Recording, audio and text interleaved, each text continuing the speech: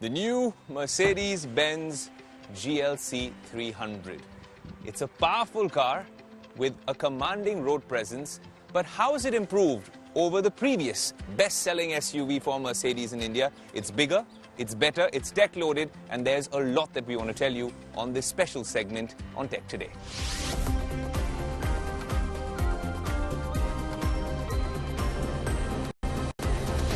Well, there's so much to say about this particular GLC. Yes, it is a little wider and longer, much more roomy on the inside, but a quick walkthrough over here as well. You see how the logo is placed. It looks lovely. The grille gives it a very commanding presence. But at the end of the day, it's a GLC. So it's an elevated SUV experience of the Mercedes-Benz C-Class. But Mercedes really seems to be getting its tech on point, not just with its EVs, also with this particular vehicle. By the way, when you switch it on, it's tough to tell whether this is an EV or not because it's almost entirely silent. It does come with a new technology, ISG, which makes it mildly hybrid. I'll tell you more about that inside. But these 19-inch alloys are genuinely something that make this feel a lot more like an SUV. Since we're talking about practicality, this is the GLC, the hottest selling SUV for the Mercedes-Benz group here in India and in many other places. What is the boot space like? Plenty of space, but then if this is going to be just something that you're driving with your significant other, then there is, well, an option right here. Flick this button and the seats fold.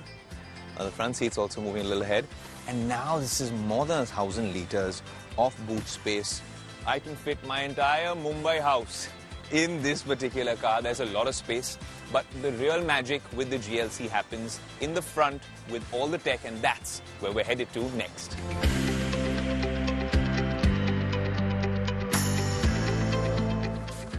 The minute you get into the driver's seat, honestly, it is a very commanding seat position. Is it comfortable? I think it gets the job done, but then you're greeted with a whole lot of tech, which I think is an upgrade from the previous GLC. Now, for a car at this particular price point, you are greeted by this 12.3-inch LCD display. There's a digital cluster right here, which I'll tell you about. It gets everything done just like the C-Class. And honestly, it's a very consistent experience right up till the top of the lineup with Mercedes. If you're driving the EQS, it feels very similar in terms of the tech on display, and that's a testament to what they're trying to do with this entire interface. Especially when you're on the highways, there's active lane keep assist, and then there's blind spot assist. So when you're taking a turn using the indicator, well, it'll tell you if there's someone trying to overtake you or someone coming too close to you. And this one is very, very helpful because if there are vehicles that are already approaching you, it will warn you. But it's active brake assist right here up top, which is the first feature in any of these new Mercedes cars, which we go and click on and switch it off. Now, it's a great feature, but especially in congested cities like Mumbai, you're always going to have someone or an obstacle in your path. Now, if you can get used to the sensation of coming to a grinding halt, it's okay, but the first thing otherwise that you do is come right here in collision avoidance, and at least what I personally do is switch it off and be a lot more mindful once your seatbelt is on and you're on the road.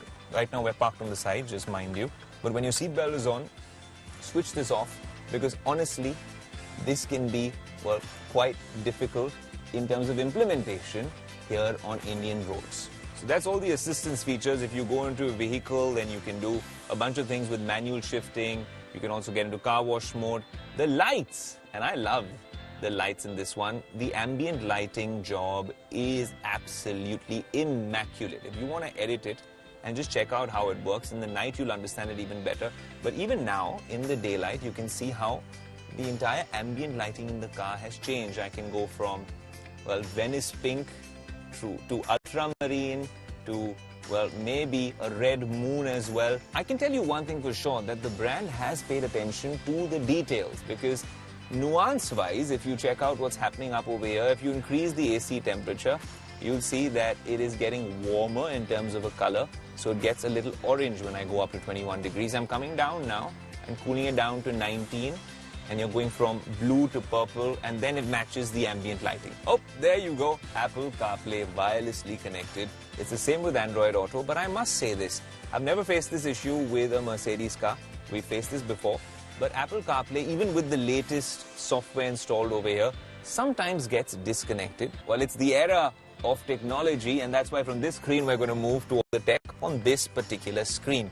Now you have your cruise control on the steering here, and you can access a lot of these functions on this 12-inch cluster as well. If you want to, well, change the look and feel, you can go into understated, for example, and everything changes. But this is a little too plain even for me. Sport mode is there. You want the navigation mode, and right here on the navigation mode you could actually not be distracted whatsoever. Just look right here and you know where you're going to and what your next turn will be. But I think that's with MBUX. Only with the Mercedes system you have the off-road and the service modes. And one more thing in terms of tech that I love about this particular vehicle is this off-road feature.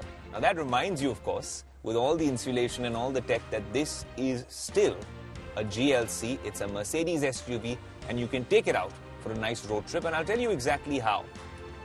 Of course, you can use this downhill speed regulation feature, which then sets the speed of the car when you're going downhill to a particular speed which is safer. You don't have to worry so much about braking or what's going to happen next. That's really cool. You have all sorts of features here with tire pressure. You have tire temperature as well, which direction you're going, at what height, and this is the best feature that I have seen on the Mercedes GLC, which is what they call transparent bonnet. I'll tell you how transparent bonnet works. The minute you press this button on the off-road mode, you hear a sudden click. That's the side and the front cameras of this particular vehicle being activated. So the real proof is in the pudding. All that tech and camera work all culminates in this output for transparent bonnet. Put the car in drive and you see what is beneath your car at this point, which is absolutely mind-boggling. You can see my wheels turning there, and it's telling me what is beneath. Yes, this car looks really nice, but the proof is in the pudding. Let's put it in drive and actually see what the ride quality is like, because it does have a very roomy cabin. But what's it like to drive? What if you want to go out on a long road trip?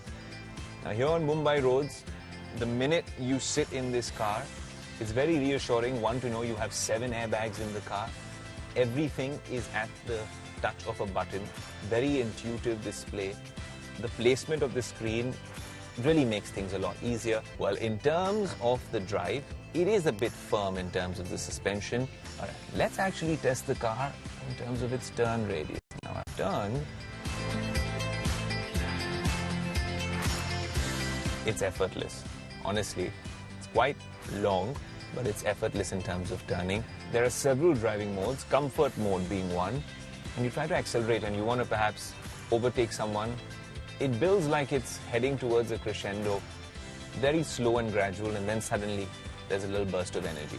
I don't know if that's the ISG, the mildly hybrid bit coming in as well, but it's a whole different story when you put the car in sport mode.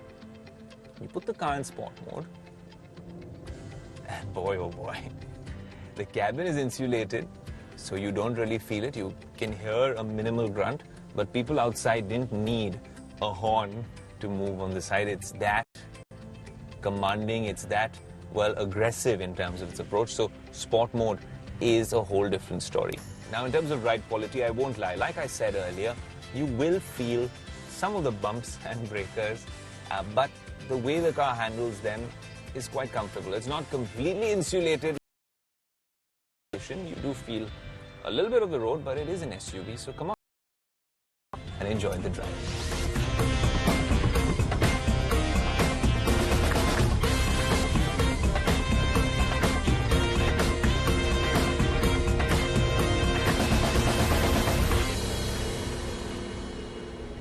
Ever wondered what a conversation between the old GLC and this GLC would sound like? The old GLC would say, I am the best-selling SUV for Mercedes, I have ventilated seats and massage features. But the new GLC would actually contend that by telling you that I am bigger, I am better, sportier, and hello to 2023, because I am tech-loaded to another level with that infotainment system and, of course, a luxury cabin inside with off-roading capabilities, which we are very impressed with, because again, with those off-road capabilities, you also have a lot of tech which is making it all happen. I've always wondered what the C in GLC really stood for. Yes, I know this is a C-class in the SUV segment, or a rendition of it, but the C stands for comfort.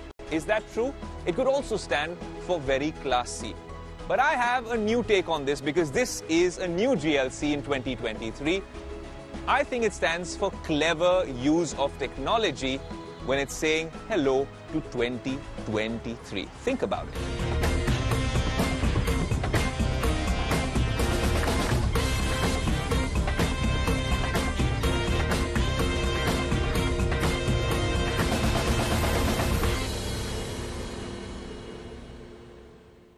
Where all of us tech geeks have assembled to really build up to the big tech phenomenon, which happens to be the Apple event that highlights the month of Techtember. So many launches in the world of tech, and more importantly, so many launches in the world of auto and EVs as well. But the Apple event stands out as that one event which sets the bar really high. This year, of course, we're expecting a new iPhone, Apple Watches, and maybe that one more thing moment. So we've really gathered all the rumors and put them all together from reliable sources and what we gather as well. And we're going to tell you what to expect from the Apple event. Along with that, we also want to find out what you are going to do after the Apple event, coming straight to you, the Tech Today community in New Delhi.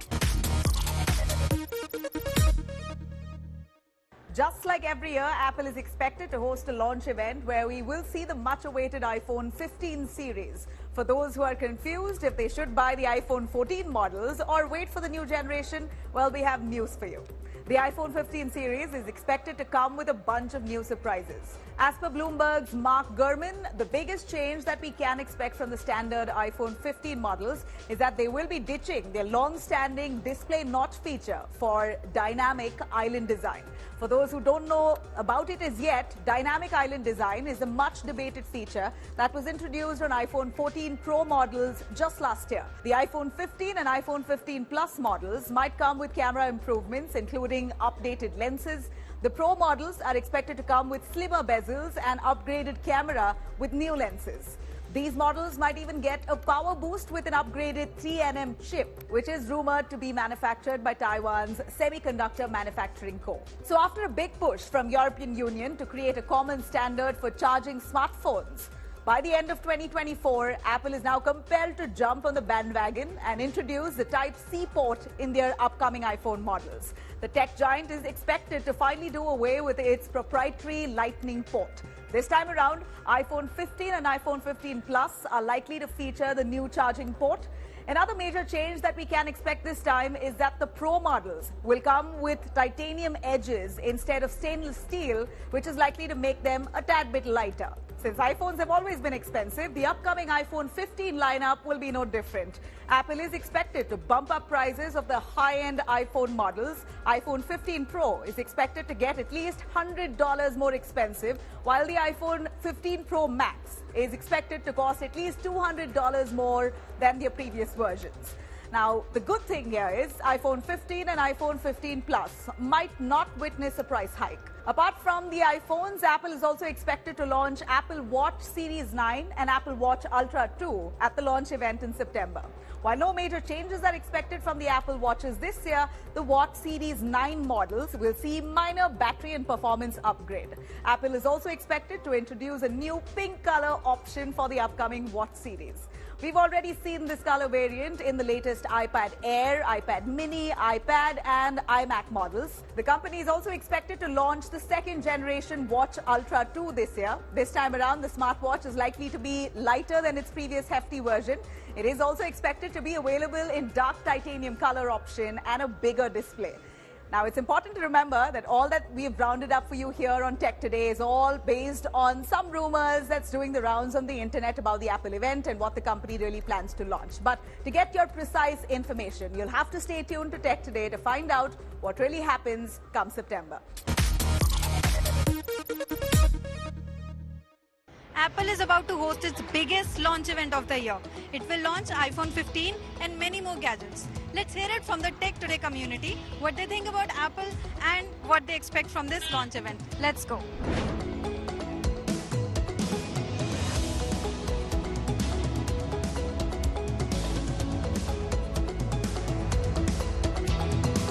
Are you an Android user or iPhone? I'm an Android user. I'm an iPhone user. I'm using both. I use Android. I use iPhone 12.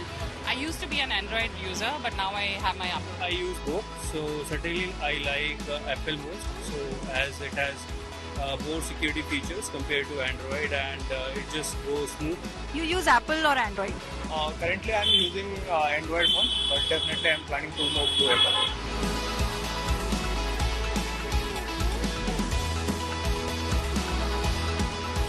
Actually, I had a iPhone previously as well, and I switched it back to the Android because I found iPhone a little bit boring, you can say, because of their restrictions, and there's nothing much you can do with the iPhone. I'm using iPhone at my office, Android at my home.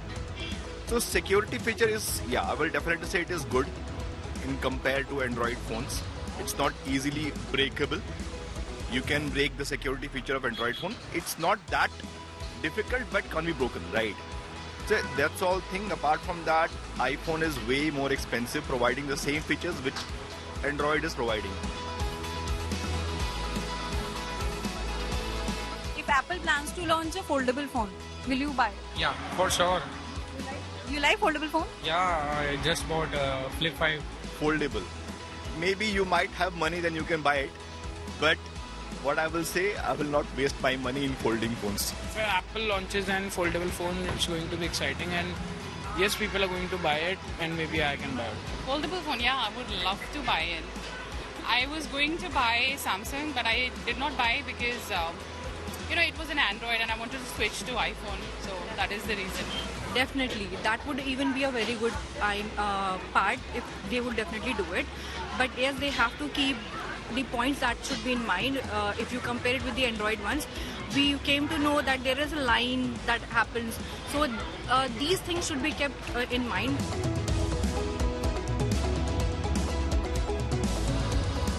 Are you excited about iPhone 15 launch next month? Yes, I am, but I don't think I'll be buying it because I already have 13 Pro Max and it cost me a huge amount. So I want to continue it for like 4 or 5 years. I like Apple Watch, and which is in my bucket list, and I'm going to buy that soon. The one product which I have been interested in that is the Apple Watch. So if they can put some extra features or is something new, then the last one or of course price also matters. So I can go for the watch. iPhone 15 Pro or 15 Pro Max. Yeah, it's going to be exciting. I look forward to it, and I think I'll buy it. The reason why I'm actually excited about 15 is I was reading about it yesterday and I came to know that there would be a seaport now. So this is what Tech Today community thinks about the Apple event. Over to you, Ayush. It's that time of the show again where you, the Tech Today community, get all your tech queries answered. So we're doing this a little differently this time. We want to come to you, and then we shall answer the questions right here from Tech Today HQ. So let's get to the streets of New Delhi while the Tech Today team is out scouring the streets for all your questions.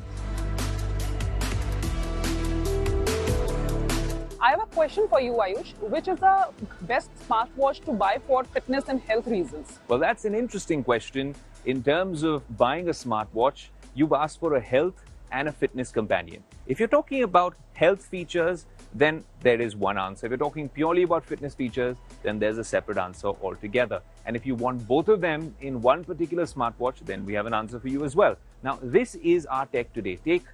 When we've reviewed a bunch of these smartwatches and trackers, if you want to buy a health and fitness companion, which is an extension of an ecosystem, then there's just two options. Option number one is the Apple Watch. It could be the Apple Watch, the new one coming, the Series 9, or the Ultra, or any of the Apple Watches which have ECG and, of course, blood oxygen monitoring as well. Now, that is one option. And the second ecosystem extension, which is a holistic companion, happens to be the Samsung Galaxy Watch. Now, the new ones that we showed you in Korea are quite good in terms of build quality. They're comparable to what Apple is doing with their watches. But in India, there's a difference. The Apple Watches can take an ECG recording, have all sorts of heart rate monitoring features as well. Now, the Samsung Watch has a bunch of features, but the ECG monitoring is still not activated here in India. So if that's something you're considering, well, then the Apple Watch is the right companion. Now, I must add, if you're looking at this purely from a fitness perspective and you're not so worried about all the other features being part of an ecosystem, then Garmin watches have proven to be the most accurate smartwatches and trackers we've had on the show. Often exactly the same readings as your Apple Watch and a lot more detailed analysis in the app as well. Now, it's not part of an ecosystem, but if you're a runner, maybe a marathon runner, or you're into some sort of contact sport, the Garmin watches do a very good job as well. So Ayush, I had a question whether I should go for Kia EV6 or Hyundai Ioniq. Which one do you recommend? The age-old battle between the EV siblings, the EV6 and the Ioniq 5. Now, both cars are based on the same platform from the Hyundai group. Where do the differences come in? First of all, in a price-conscious market like India, you save nearly 15 lakh rupees if you purchase the Ioniq over the EV6. In terms of form factor, they look a little different. One is more of a compact crossover, the other one's a little bigger, a little sportier. But performance-wise, they're exactly the same. In fact, even inside, largely the same tech. 0 to 100 in what, 5 or 5.2 seconds. It is a matter of preference in terms of what you like. The battery pack on the EV6 is the updated one, so you can get a little bit more range, actually quite a bit more range. But then you're paying 15 lakh rupees more for that sort of improvement. Performance-wise, otherwise, they're the same. If you're going down to looks, and from our testing and what we think here at Tech Today, I think the Ioniq 5 is a much better package. I genuinely think it looks like a tank on the road, very futuristic. The EV6 looks sporty, but maybe it's not our cup of tea. I think the Ioniq 5 is a value for money proposition between both those EVs.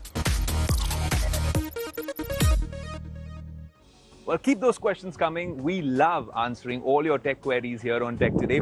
And honestly, I can understand some of them, justified, because Techtember is nearly here. You've seen what's coming up at the Apple event and so many EV launches. And honestly, all these auto companies seem to be heading the EV way. So what I'm going to do is take this for a quick spin and maybe then get the next EV on the show. And I'm going to see you very soon. Until next week, adios.